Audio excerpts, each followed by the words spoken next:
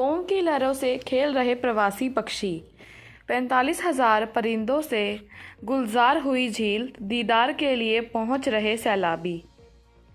Bollywood movie में गाए गए पंछी, नदियां, पवन के झोंके, कोई सरहद ना इन्हें रोके। सरहदें तो इंसानों के लिए हैं। जी हाँ, बिल्कुल, सरहदें तो महज इंसानों के लिए ही होती हैं।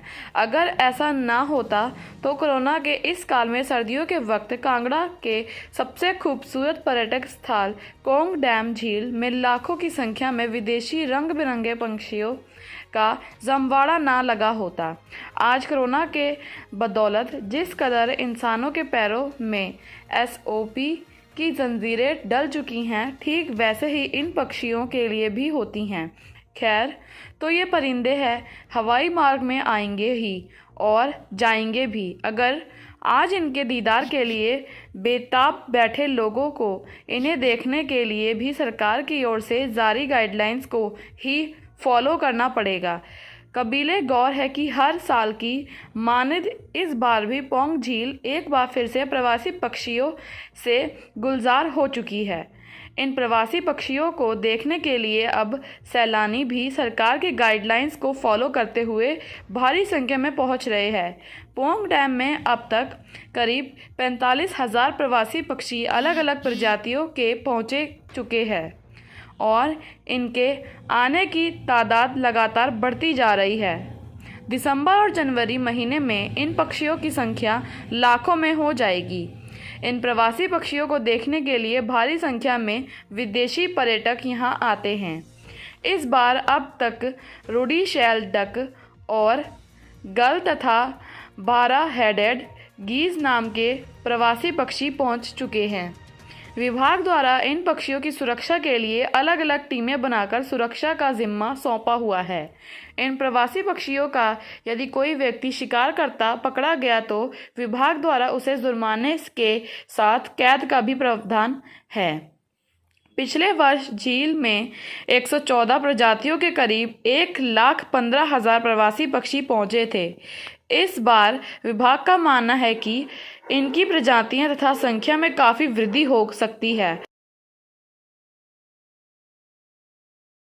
द्वारा किए गए जी, देखिए, जैसे कि आपको विदित ही है, पोंग डैम जो है वो विंटर्स में माइग्रेटरी बर्ड्स के लिए एक बहुत ही बड़ा अट्रैक्शन है और मेरे ख्याल से तो कांगड़ा जिला के लिए एक बहुत बड़ा गौरव है हमारे लिए।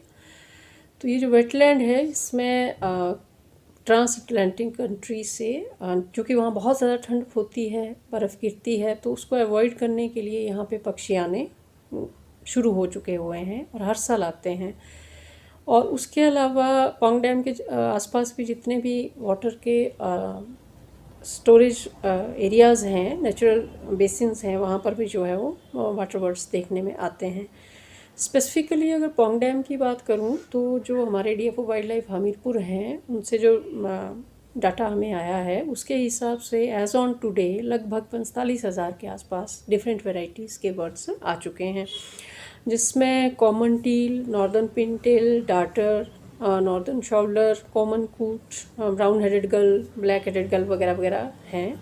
बैकटेल्स भी हैं और जो मैक्सिमम नंबर में आए हैं और जो हर साल मैक्सिमम नंबर में आते हैं वो हैं बार हेडेड गूस। तो एक तो ये है, दूसरा कुछ रेजिडेंट बर्ड्स भी हैं जो पानी के आसपास रहते हैं, वो हैं ही हैं, जैसे कॉर्मोरेंट्स हैं, पिपिट्स हैं, सैंड पाइपर्स वगैरह हैं, वो भी वहाँ काफ़ी हैं। तो इस समय जो वाइल्ड लाइफ विंग है डीएफओ वाइल्ड लाइफ हमीरपुर के जितना भी स्टाफ है, नेप्रोटा सूरिया का है, शायद धमेटा का है, वो टीम वर्क के रूप में वहाँ पे गश्त कर रहा है और पूरे एरिया को बोट के द्वारा भी चप्पा चप्पा छान रहे हैं ताकि कहीं भी किसी का अवैध शिकार ना हो पक्षियों का। और उसके अलावा काउंटिंग भी वो ग्रुप्स में जाके कर रहे हैं स्पेसिफिक टाइम पे। और पिछले दिन से डीएफओ वाइल्ड लाइफ हमीरपुर भी वहीं पे कैंप कर रहे हैं और कुछ दिनों में शायद मैं भी वहाँ जाऊँगी। तो हमारी पूरी वाइल्ड लाइफ टीम जो है वो कोशिश कर रही है कि जो प्रवासी पक्षी हैं उनका कोई भी अवैध शिकार ना हो, और अगर ऐसा होता है तो वाइल्ड लाइफ प्रोटेक्शन एक्ट जो है उसके तहत जो है नियमानुसार कार्रवाई की जाएगी और मैं आपके माध्यम से स्थानीय जनता से ये निवेदन करना चाहूँगी कि ईश्वर ने एक बहुत बड़ी सौगात दी है हम कांगड़ा वासियों को कि पूरी दुनिया से पक्षी हमारे इस क्षेत्र में आ रहे हैं और क्षेत्र की रौनक बढ़ा रहे हैं। तो वैसे तो वो उनकी सुरक्षा करते ही करते हैं, परंतु फिर भी मैं निवेदन करूँगी कि हमें मिलजुल कर एक ऐसा एनवायरनमेंट वहाँ क्रिएट करना होगा कि पक्षी और ज़्यादा से ज़्यादा संख्या में आएँ और जो उनका फूड है वो हम उनको प्रोवाइड करें और उसके साथ हम एनवायरनमेंट के साथ छेड़छाड़ ना करें।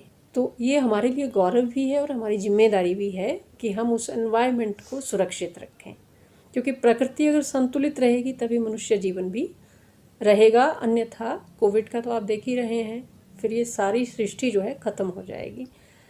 मैम, अगर प्रमुख तौर से बात करें तो अभी कौन कौन सी कंट्री के जो पक्षी हैं, जो प्रवासी पक्षी हैं, वो पहुँचे? देखिए, जिन जिन क्षेत्रों में थ्रू आउट वर्ल्ड जो ट्रांस अटलांटिक कंट्रीज़ हैं जहाँ पे काफ़ी तेज़ ठंड शुरू हो गई हुई है, वहाँ से पक्षी आते हैं। यूरोप से आते हैं, अमेरिका से आते हैं, अटलांटा रीजन से आते हैं, कनाडा से आते हैं। तो समस्त क्षेत्रों से जो है वो प्रवासी पक्षी आते हैं। पर्यटकों की आकर्षण का भी एक प्रमुख केंद्र है, तो आजकल क्या स्थिति है पर्यटकों की इस दौरान जो जब पक्षी आ रहे हैं? जी,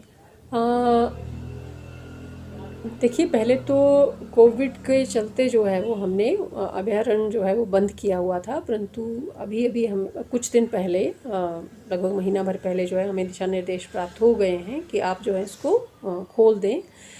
तो पर्यटकों की सुविधा के लिए जो है वो कोविड के नियमों की जो एसओपी बने हैं उसके नियमों की अनुपालना करते हुए पर्यटकों के लिए जो है वो पौंग डैम के द्वार खुले हैं, लेकिन हम ये सुनिश्चित कर रहे हैं कि एक निमित संख्या में ही लोग वहाँ जाएं, ओवरक्राउडिंग ना हो, सोशल डिस्टेंसिंग मेंटेन रहे और हाइजीन का भी ध्यान रखा जाए ताकि संक्रमित लोग बिल्कुल ना जाएं। स्कैनिंग भी हो रही है और सैनिटाइज़र का भी उपयोग हो रहा है।